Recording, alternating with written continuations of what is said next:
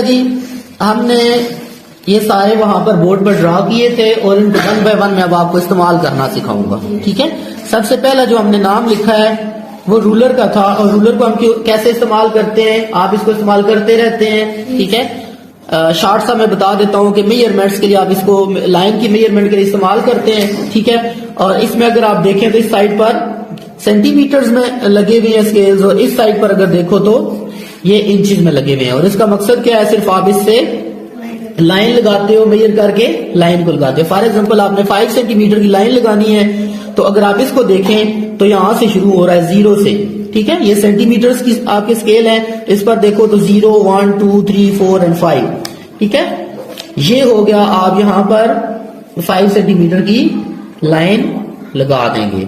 ठीक है, इसके अलावा हमने वो वैसे उसका इस्तेमाल तो बाद में था, लेकिन मैं अभी करके उसको बता देता हूं। ये एक वहां पर डिवाइडर मैंने लिखा था, इसको भी आप इस्तेमाल कर सकते हैं लाइन लगाने के लिए। आप इसको 5 सेंटीमीटर तक इसको खोलेंगे। ठीक है, ये 5 सेंटीमीटर तक खोलने के बाद यहां पर आप क्या कर लें, फिक्स कर लें, 2 डॉट्स बन जाएंगे, और इन दोनों डॉट्स को फिर आप क्या कर लें, पेंसिल की मदद से ऐसे ड्रॉ कर दें, और ये 5 सेंटीमीटर की लाइन लग जाएगी। रूलर का पता चल गया आपको। नेक्स्ट हमने डी का वहां पर डायग्राम बनाई थी। डी को अगर आप देखो तो इसके ऊपर, मैं इसको पहले भी इस्तेमाल करना आपको सिखा चुका हूं, इसके ऊपर एंगल्स बने हुए होते हैं। 2 तरह की इसकी मेजरमेंट्स होती हैं, एक 0 इस साइड से स्टार्ट होती है, एक इस साइड से, क्लॉकवाइज एंड एंटी क्लॉकवाइज। ठीक है, क्लॉकवाइज इधर से शुरू होगी, एंटी क्लॉकवाइज ऐसे जाएगी। ठीक है, और ये 0 से लेकर 180 तक इस पर एंगल होते हैं। जो एंगल आपको टीचर देगी या देगा वो आप उसकी इस डी की मदद से आप क्या कर लेंगे, ड्रॉ कर लेंगे। ठीक है, इस तरह आप लाइन लगाएंगे और जितने का भी 50-60 का आप उसको ड्रॉ कर लेंगे। ये ऑलरेडी आपके पास इसका इस्तेमाल मौजूद है। इसके बाद हमने 2 चीजें वहां पर ड्रॉ की हैं, जिनको हमने नाम वहां पर लिखा है सेट स्क्वायर्स का। इनका आज तक इस्तेमाल आपने नहीं किया, लेकिन मैं आपको बता दूंगा कि इसमें आपका इस्तेमाल क्या है और उसको कैसे इस्तेमाल करते हैं। बेटा, इसको इस्तेमाल करते हैं parallel and perpendicular lines draw करने के लिए। और अगर आप यहां पर देखें, इधर बोर्ड की तरफ देखें, भी ड्रॉ किए हैं। ये दोनों तरह की जो आपकी है सेट स्क्वायर्स है, एक बिल्कुल ऐसा है, ठीक है, जिसके तीनों कोने आपको सेम नजर आ रहे होंगे, और एक ये थोड़ा सा लंबाई में होता है। ठीक है, जो सेम होते हैं उसमें एक एंगल आपका 90 का होता है, 2 45 के होते हैं। और अगर इसमें देखें तो एक आपके पास 90 का एंगल होता है, और एक छोटा एंगल और एक बड़ा, छोटा एंगल 30 का होता है और बड़ा एंगल 60 का होता है। अब मैं आपको इसका इस्तेमाल बताता हूं। ठीक है, कि इससे आप पैरेलल और परपेंडिकुलर लाइंस कैसे ड्रॉ करते हैं। दोनों तरीके आपके पास मौजूद हैं। नीचे आप रूलर को सेट कर देंगे, ठीक है, और इसके बाद आप उसके ऊपर इस सेट स्क्वायर को एडजस्ट कर देंगे। ठीक है, जब एडजस्ट हो जाएगा तो इससे आप एक लाइन ड्रॉ करेंगे।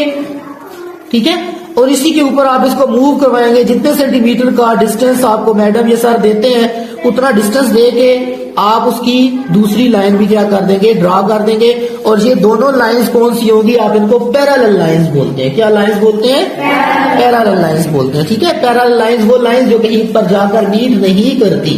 ठीक है, और इसी तरह आप जितना मर्जी ड्रॉ करना चाहें, इसकी मदद से आप स्केल की मदद से भी आप ड्रॉ कर सकते हैं, मूव करवा के।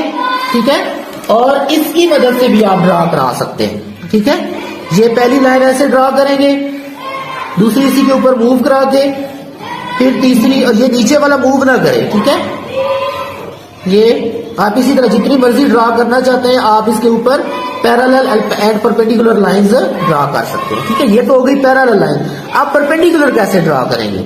तो परपेंडिकुलर ड्रॉ करने के लिए परपेंडिकुलर में आप ये स्केल को एडजस्ट करेंगे, और इसके ऊपर चूंकि आपको पता है कि ये दोनों एंगल जो है यहाँ पर और यहाँ पर, ये दोनों एंगल 90 के होते हैं। और परपेंडिकुलर लाइन में आप 90 का एंगल ड्रॉ करते हैं, तो उसको सेट के ऊपर ऐसे बिल्कुल सीधा पहले यहाँ इसकी लाइन ड्रॉ कर दें, जो भी करनी है जितने भी सेंटीमीटर की, और फिर इसको इसी के ऊपर एडजस्ट किए हुए बिल्कुल सीधा रख लें।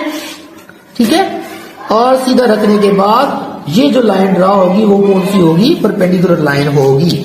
पैरेलल लाइन जो बिल्कुल आमने सामने बनती हैं, और परपेंडिकुलर लाइंस वो होती हैं कि जो कहीं पर जाकर मीट कर जाती हैं, इंटरसेक्ट कर जाती हैं। ठीक है, तो ये इनका इस्तेमाल आपके पास हो गया, सेट स्केल का इस्तेमाल हो गया।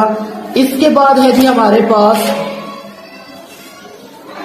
कंपस। कंपस का इस्तेमाल आप करते रहते हैं, मैं भी थोड़ा सा करके बता देता हूं आपको। आप अपनी मर्जी से जितने सेंटीमीटर का आपको मैडम या सर बताएंगे कि इतने सेंटीमीटर का दायरा लगाना है, तो आपने स्केल को एडजस्ट करके आपने, फॉर एग्जांपल मैडम कहती हैं कि 2 सेंटीमीटर का या 3 सेंटीमीटर का आप सर्कल ड्रा करें, तो इसको ये 3 सेंटीमीटर को एडजस्ट कर लें, इसके ऊपर 0 से लेकर 3 सेंटीमीटर तक, और उतने का आप क्या कर लेंगे, सर्कल ड्रा कर देंगे। ठीक है, तो कंपास को हम इस्तेमाल करते हैं सर्कल्स को ड्रा करने के लिए। ठीक है, और एंगल्स बनाने के लिए।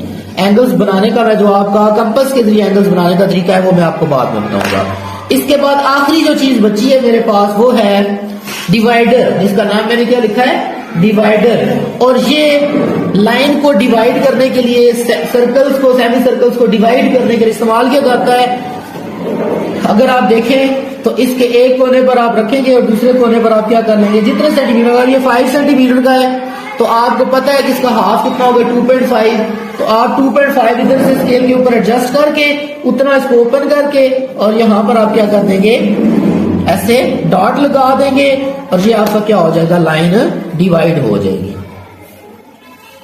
समझ आई बात की। इसके अलावा आपके पास ये तो वो चीजें हैं जिनको आप डेली रूटीन लाइफ में इस्तेमाल करते हैं। रेजर की मदद से आप क्या करते हैं, जो लाइन गलत हो जाती है आप उसको क्या कर देते हैं, रेज करते हैं। ये तो आप इसको नर्सरी प्रेप 1 से ही सीख रहे हैं। ये शार्पनर होता है, शार्पनर का काम क्या है, पेंसिल को शार्प करना।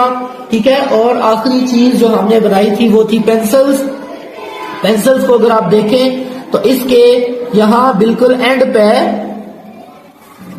उसके नाम लिखे हुए होते हैं। ठीक है, जैसा कि मैंने वहां पर लिखा था H2, H3, H1, sorry 1H, 2H, 3H और HB। ये अगर यहाँ पर इसके ऊपर देखिए तो यहाँ पर क्या लिखा हुआ है, HB। ये आपको इसकी क्वालिटी बताएगी, पेंसिल की क्वालिटी बताएगी। ठीक है बेटा जी, आपको समझ आ गई कि ज्योमेट्री बॉक्स का इस्तेमाल क्या है। मेरे ख्याल में सारे टूल्स को हमने बारी बारी पढ़ लिया और उसका इस्तेमाल भी देख लिया। किसी को समझ ना आई हो तो आप किसी भी वक्त मुझसे वो चीज सीख सकते हैं। ठीक है जी, थैंक यू वेरी मच।